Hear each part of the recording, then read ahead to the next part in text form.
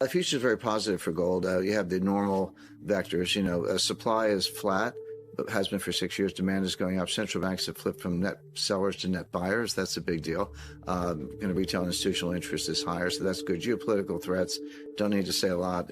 From the U.S. perspective, Iran, China, North Korea, Venezuela, Russia, you name it. So that's the vector. But the biggest driver right now is what I referred to a few minutes ago: negative real rates. Because gold, as a form of money, which is how I view it, competes with other interest rate, competes with other instruments, treasury bills, et cetera. Well, if they have high yields and gold has no yield, you want the treasury bills. But if interest rates have negative yields and gold's just flat, gold looks more attractive. So that's the main driver, and that's going to continue.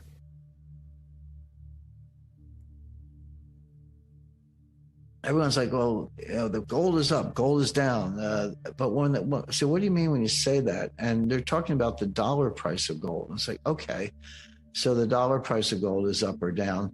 That's really a cross rate. That's no different than talking about the euro-US dollar exchange rate or Australian dollar-US dollar exchange rate.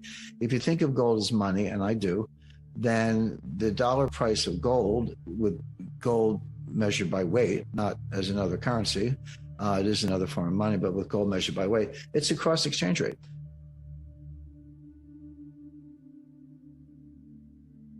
When the price goes up, I would say that what's really happening is the dollar is going down. In other words, I think of gold by weight. I'm interested, do you have a ton? Do you have 50 kilos? Do you have 5 ounces? Whatever you have as an individual investor, as a bank, I think of it by weight. Because when someone says gold's really going up, I said, well, no, the dollar's going down. You need more dollars to purchase a fixed quantity of gold, which means the dollar's worth less. And when people say gold's really going down, I say, no, the dollar's worth more, and you need fewer dollars to purchase a quantity of gold. In other words, when people talk about price, the first thing they do is they're really talking about dollars. There's a euro price for gold, but the world market is based on dollars.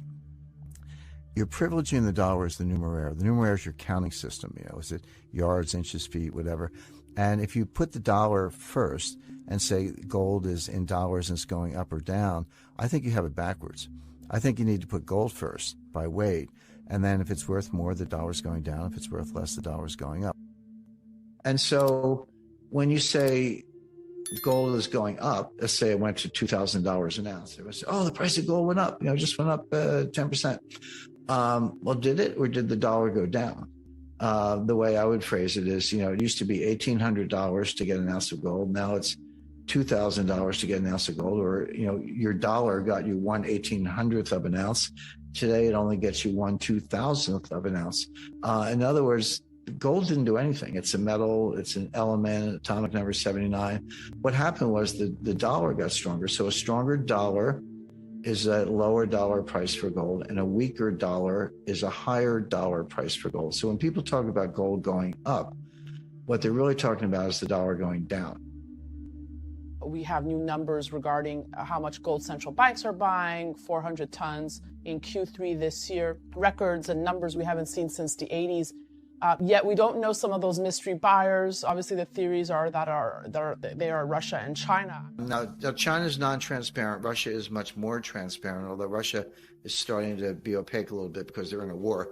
But you can see the inflection point is 2010. So from 1970 to 2010, it's a long stretch, 40 years, central banks were net sellers. It didn't mean everybody sold everything, but Switzerland's down 1,000 tons, U.S. was down 1,000 tons after losing 8,000 tons, 11,000 tons between 1950 and 1970.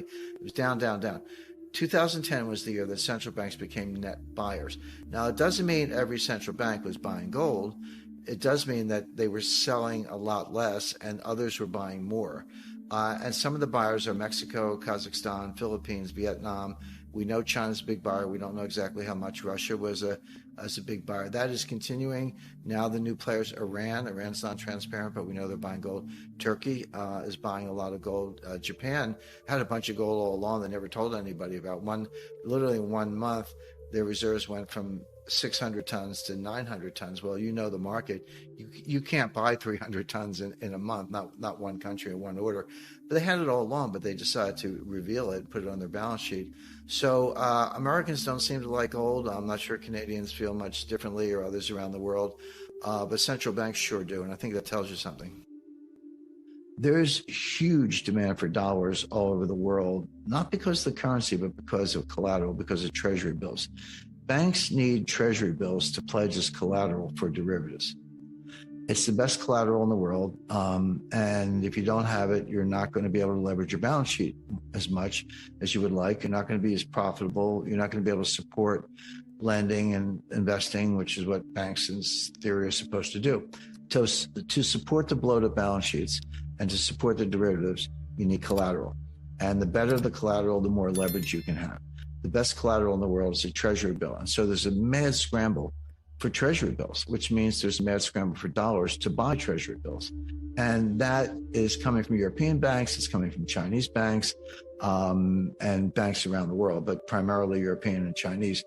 And that's not going away. So it's funny to hear people think it's funny to hear anyone talk about a dollar collateral shortage, like, hey, haven't you flooded the world with dollars? Hasn't the Fed printed $9 trillion? And the answer is they have.